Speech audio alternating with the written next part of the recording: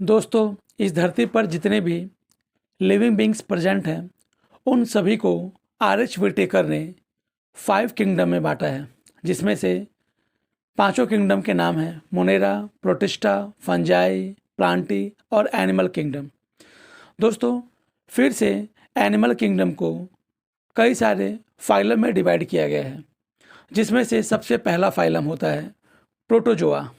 दोस्तों, आज के इस वीडियो में हम लोग इसी प्रोटोजोआ फाइलम के बारे में विस्तार से चर्चा करेंगे और फाइलम प्रोटोजोआ में आने वाले जितने भी लिविंग बींग्स हैं उन सब के मेन कैरेक्टर्स को जानने की कोशिश करेंगे और ये भी जानने की कोशिश करेंगे कि इस फाइलम प्रोटोजोआ में कौन कौन से एनिमल्स रखे गए हैं, किन किन लिविंग बींग्स को रखा गया है और उनमें कौन कौन से कैरेक्टर्स प्रेजेंट होते हैं। दोस्तों, इस फाइलम प्रोटोजोआ में बहुत सारे लिविंग बींग्स आते हैं, जिसमें से कुछ मेन हैं amoeba, Euglena, paramecium, Chlamydomonas etcetera.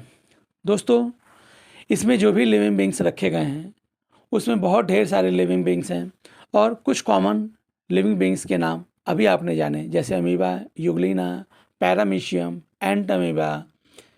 इसके अलावा बहुत सारे और भी लिविंग बींग्स इस फाइलम प्रोटोजोआ में रखे गए हैं। तो चलिए जानते हैं कि इस फाइलम प्रोटोजोआ के मेन कैरेक्टर्स क्या क्या होते हैं और किसी भी लिविंग बींग्स में कौन कौन से कैरेक्टर हों तो उसको हम फाइलम प्रोटोजोआ में रख सकते हैं। तो दोस्तों, आज का यह वीडियो बहुत ही इंटरेस्टिंग और नॉलेज वाला है, क्योंकि इस वीडियो के द्वारा हम लोग फाइलम प्रोटोजोआ के मेन कैरेक्टर्स को जानने की कोशिश करेंगे और उनमें आने वाले डिफरेंट लिविंग बींग्स को भी जानेंगे। तो दोस्तों, चलिए जानते हैं सबसे पहले फाइलम प्रोटोजोआ में आने वाले लिविंग बींग्स के कुछ मेन कैरेक्टर्स के बारे में। दोस्तों, फाइलम प्रोटोजोआ में जो भी लिविंग बींग्स रखे गए हैं उसमें मेन कैरेक्टर्स कुछ ये होते हैं, जैसे वो सब के सब यूनिसेलुलर होते हैं, माइक्रोस्कोपिक होते हैं, प्रिमिटिव होते हैं, all the biological activities performed by different cell organelles, body divided into ectoplasm and endoplasm, movements by pseudopodia, flagella or cilia, excretion by contractile vacuoles, asexual reproduction by binary fission, multiple fission or budding, sexual reproduction by conjugation, nutrition holozoic, holophytic, saprophytic और parasitic. तो दोस्तों, हम लोगों ने phylum protozoa के कुछ main characters जानने की कोशिश की और यह भी जानने की कोशिश की कि उनमें कौन कौन से कैरेक्टर प्रेजेंट होते हैं। तो चलिए फाइलम प्रोटोजोआ में आने वाले जितने भी लिविंग बींग्स हैं उन सारे के सारे मेन कैरेक्टर्स को और भी विस्तार से जानने की कोशिश करते हैं। तो चलिए जानते हैं फाइलम प्रोटोजोआ के कुछ मेन कैरेक्टर्स को विस्तार से। दोस्तों, फाइलम प्रोटोजोआ में जितने भी लिविंग बींग्स को रखा गया है वो सारे के सारे यूनिसेलुलर बॉडी वाले होते हैं, यानी जितने भी लिविंग बींग्स फाइलम प्रोटोजोआ में रखे गए हैं उन सब का पूरा बॉडी केवल एक ही सेल से बना होता है। यानी प्रोटोजोआ में आने वाले सभी लिविंग बींग्स यूनिसेलुलर यानी एक कोशिकी होते हैं। जैसे इस चित्र में देखिए, यह एक पैरामीशियम है और इस पैरामीशियम की पूरी बॉडी केवल सिंगल सेल की बनी हुई है। तो इस तरह से सारे के सारे प्रोटोजोन यूनिसेलुलर होते हैं। चलिए अब जानते हैं प्रोटोजोआ का दूसरा मेन कैरेक्टर, और वो है माइक्रोस्कोपिक बॉडी। दोस्तों, इस फाइलम प्रोटोजोआ में जितने भी लिविंग बींग्स को रखा गया है वो सारे के सारे माइक्रोस्कोपिक होते हैं, यानी इन सारे के सारे लिविंग बींग्स को हम नंगी आंखों से नहीं देख पाते हैं। इनको देखने के लिए माइक्रोस्कोप की ज़रूरत पड़ती है। तो इसलिए फाइलम प्रोटोजोआ में आने वाले सभी के सभी लिविंग बींग्स माइक्रोस्कोपिक होते हैं। चलिए अब जानते हैं next main character of phylum protozoa. दोस्तों, फाइलम प्रोटोजोआ में जितने भी लिविंग बींग्स को रखा गया है वो सब के सब प्रिमिटिव होते हैं। प्रिमिटिव का मतलब होता है कि ये माना जाता है कि इस धरती पर जो भी लिविंग बींग्स प्रोड्यूस हुए वो सारे के सारे प्रिमिटिव होते हैं, यानी इनका पूरा का पूरा बॉडी पूरी तरह से डेवलप नहीं हो पाता है। तो इसलिए फाइलम प्रोटोजोआ में आने वाले सभी के सभी लिविंग बींग्स प्रिमिटिव नेचर के होते हैं, यानी उनकी पूरी की पूरी बॉडी पूरी तरह से डेवलप नहीं हो पाई होती है। चलिए अब जानते हैं फाइलम प्रोटोजोआ का नेक्स्ट मेन कैरेक्टर।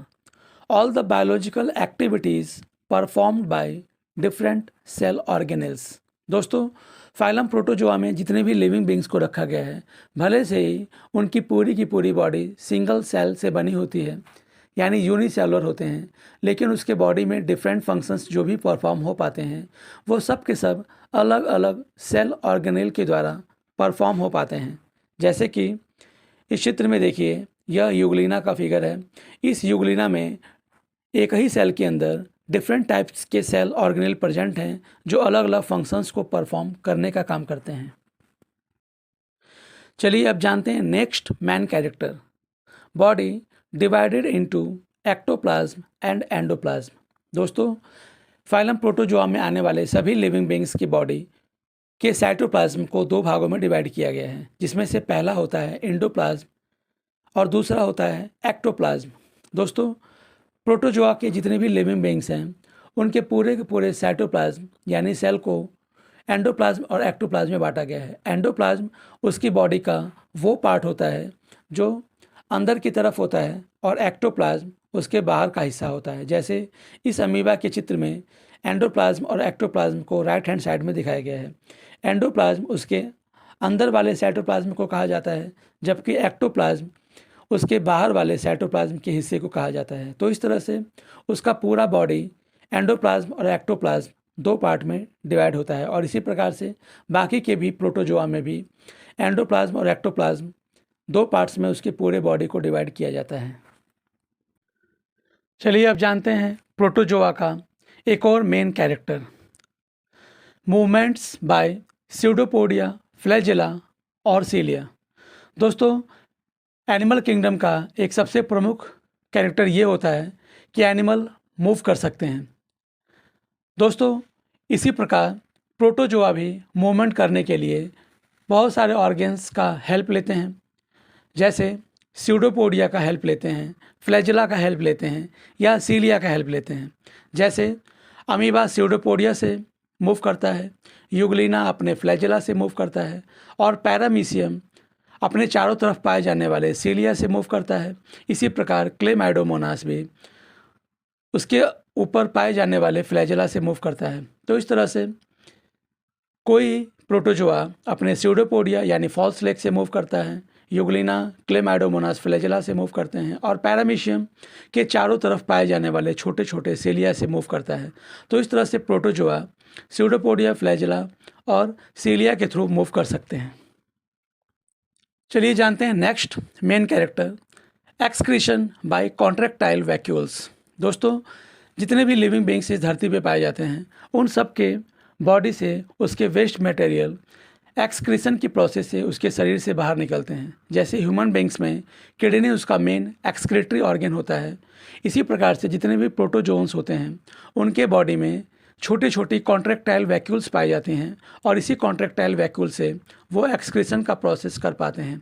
जैसे इस पैरामीशियम के फिगर में ऊपर की तरफ छोटे छोटे कॉन्ट्रैक्टाइल वैक्यूल्स को दिखाया गया है। पैरामीशियम इन्हीं कॉन्ट्रैक्टाइल वैक्यूल्स के थ्रू अपने एक्सक्रीटरी मटेरियल्स को अपने बॉडी से बाहर निकालता है। इसी प्रकार अमीबा, यूग्लिना, एंट अमीबा, बाकी के प्रोटोजोन्स भी कॉन्ट्रैक्टाइल वैक्यूल्स की हेल्प से अपने एक्सक्रीटरी मटेरियल्स को बाहर निकाल देते हैं। जैसे इस चित्र में देखिए, इसमें यूग्लिना को भी कॉन्ट्रैक्टाइल वैक्यूल्स के माध्यम से दिखाया जा रहा है कि कॉन्ट्रैक्टाइल वैक्यूल की हेल्प से यूग्लिना भी अपने बॉडी के एक्सक्रीटरी मटेरियल्स को अपने बॉडी से बाहर रिमूव कर सकता है। चलिए जानते हैं एक और main character, asexual reproduction by binary fission, multiple fission और बडिंग। दोस्तों, जितने भी लिविंग बींग्स इस धरती पे मौजूद हैं उनको अपना नेक्स्ट जनरेशन को प्रोड्यूस करने के लिए रिप्रोडक्शन की फंक्शन को परफॉर्म करना पड़ता है, और प्रोटोजोन्स भी मेनली एसेक्सुअल रिप्रोडक्शन के थ्रू से अपने नेक्स्ट जनरेशन को प्रोड्यूस कर पाते हैं। और ये डिफरेंट टाइप्स का हो सकता है। जैसे अमीबा के केस में अमीबा बाइनरी फिशन की हेल्प से एक अमीबा से दो अमीबा में टूट जाता है और दोनों अमीबा फ्रीली डेवलप करके दो नए अमीबा का फॉर्मेशन करते हैं। तो इस प्रोसेस को बाइनरी फिशन कहा जाता है। ये बाइनरी फिशन अमीबा के अलावा और भी प्रोटोजोन्स में दिखाई देता है, जैसे पैरामीशियम में, यूग्लिना में। इसी प्रकार एक और प्रोटोजोअन प्लाज्मोडियम, जो मलेरियल पैरासाइट यानी मलेरिया का परजीवी कहलाता है, यानी जिसके कारण मलेरिया होता है, उसमें मल्टीपल फिशन होता है, यानी उसका साइटोप्लाज्म और न्यूक्लियस बहुत सारे भागों में टूट जाता है और सारे टूटे हुए भागों से नए नए प्लाज्मोडियम का फॉर्मेशन होता है। तो इस प्रोसेस को मल्टीपल फिशन कहा जाता है। तो प्लाज्मोडियम मल्टीपल फिशन के द्वारा अपनी नेक्स्ट जनरेशन को प्रोड्यूस करता है और ये भी एसेक्सुअल रिप्रोडक्शन का एक टाइप्स होता है। इसी प्रकार बहुत सारे प्रोटोजोअन जैसे एफिलोटा में मल्टीपल बडिंग यानी बडिंग की प्रोसेस से उसकी नेक्स्ट जनरेशन प्रोड्यूस हो पाती है। दोस्तों, एफिलोटा में उसके बॉडी के बाहर छोटे छोटे बर्ड्स का फॉर्मेशन होता है और इन बर्ड्स के माध्यम से डिफरेंट टाइप्स के नए नए एफिलोटा का फॉर्मेशन हो जाता है। तो इस प्रोसेस को मल्टीपल बडिंग कहा जाता है। तो बहुत सारे प्रोटोजोन्स में बडिंग की प्रोसेस से भी नई जनरेशन प्रोड्यूस हो पाती है। एसेक्सुअल रिप्रोडक्शन की तरह से बहुत सारे प्रोटोजोन्स में सेक्सुअल रिप्रोडक्शन की प्रोसेस से भी उसकी नेक्स्ट जनरेशन प्रोड्यूस हो पाती है। प्रोटोजोन्स में सेक्सुअल रिप्रोडक्शन की प्रोसेस को मेन कॉन्जुगेशन प्रोसेस कहा जाता है और इस प्रोसेस में दो अलग अलग प्रोटोजोन्स जो सेम और या अलग अलग प्रकार के भी हो सकते हैं एक पास आते हैं और उनमें अपने सेक्सुअल मटेरियल्स का इंटरचेंज या एक्सचेंज करते हैं और इस तरह से सिंगैमी प्रोसेस के थ्रू वो सेक्सुअल रिप्रोडक्शन प्रोसेस करके और नेक्स्ट जनरेशन को प्रोड्यूस करने का काम करते हैं। जब कॉन्जुगेशन की प्रोसेस होती है यानी सिंगैमी होता है तो इससे जाइगोट का फॉर्मेशन होता है और फिर उस जाइगोट से नई जनरेशन का फॉर्मेशन होता है। तो इसे ही कॉन्जुगेशन प्रोसेस कहा जाता है और यह सेक्सुअल रिप्रोडक्शन की कैटेगरी में रखा जाता है। तो इस तरह से कुछ प्रोटोजोन्स में सेक्सुअल रिप्रोडक्शन भी होता है जिससे कि वो अपनी नेक्स्ट जनरेशन को प्रोड्यूस कर पाते हैं। जैसे इस फिगर में देखिए, इसमें दो अलग अलग पैरामीशियम कॉन्जुगेशन प्रोसेस से सेक्सुअल रिप्रोडक्शन परफॉर्म कर रहे हैं। सेक्सुअल रिप्रोडक्शन की प्रोसेस में दो अलग अलग पैरामीशियम एक पास आए हैं और दोनों अपने अपने जेनेटिक मटेरियल को एक दूसरे में ट्रांसफ़र कर रहे हैं। इस कॉन्जुगेशन प्रोसेस में एक पैरामीशियम अपने जेनेटिक मटेरियल को दूसरे में ट्रांसफ़र कर देता है और दूसरा पैरामीशियम अपने जेनेटिक मटेरियल को पहले वाले पैरामीशियम में ट्रांसफ़र कर देता है और इस तरह से कॉन्जुगेशन प्रोसेस से वो अपने जेनेटिक मटेरियल को ट्रांसफ़र कर देते हैं और जिससे जाइगोट का फॉर्मेशन होता है और इस जाइगोट से बाद में नई जनरेशन का फॉर्मेशन होता है। तो इसको सेक्सुअल रिप्रोडक्शन की कैटेगरी में रखा जाता है। चलिए इसी प्रकार जानते हैं एक और मेन कैरेक्टर प्रोटोजोआ का, और वो है न्यूट्रिशन, होलोजोइक, होलोफिटिक, सेप्रोफिटिक और पैरासिटिक। दोस्तों, प्रोटोजोआ में न्यूट्रिशन अलग अलग तरीके के होता है, जिसमें से एक होता है होलोजोइक, दूसरा होता है होलोफिटिक, एक होता है सेप्रोफिटिक और एक होता है पैरासिटिक। जिसमें इस चित्र में अमीबा का न्यूट्रिशन दिखाया गया है। अमीबा फैगोसाइटोसिस प्रोसेस से अपने प्रे यानी अपने फूड को अपने बॉडी के अंदर इंटेक करता है और स्यूडोपोडिया की हेल्प से वो उसको इंटेक करके अपने बॉडी में इंजेक्ट कर लेता है, फिर उसको डाइजेस्ट करके और फिर उसको बाहर जो अनडाइजेस्टेबल पार्ट होता है उसको बाहर इजेक्ट कर देता है।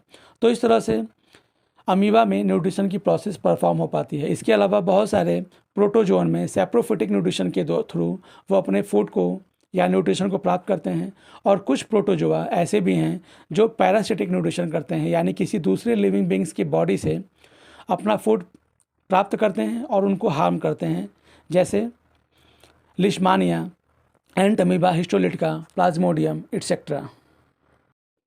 तो दोस्तों, उम्मीद है आज के इस वीडियो में दिया गया नॉलेज आपको ज़रूर पसंद आया होगा और आप प्रोटोजोआ के मेन कैरेक्टर्स को अच्छे प्रकार समझ पाए होंगे और प्रोटोजोआ में जितने भी लिविंग बींग्स प्रेजेंट हैं उन सब के भी नाम आप याद रखने में कामयाब हो पाए होंगे। तो दोस्तों, आपको आज का हमारा यह वीडियो कैसा लगा, इसको कमेंट के माध्यम से ज़रूर बताइए और इस वीडियो को लाइक ज़रूर करिए और हमारे इस चैनल को सब्सक्राइब ज़रूर करिए, जिसके लिए हम इतनी मेहनत करते हैं। तो दोस्तों, हमारे इस चैनल को सब्सक्राइब ज़रूर करिए, जिससे हमारा उत्साहवर्धन होता रहे। और उम्मीद है इस प्रकार के और भी वीडियो हम आपको इसी प्रकार देते रहेंगे। धन्यवाद।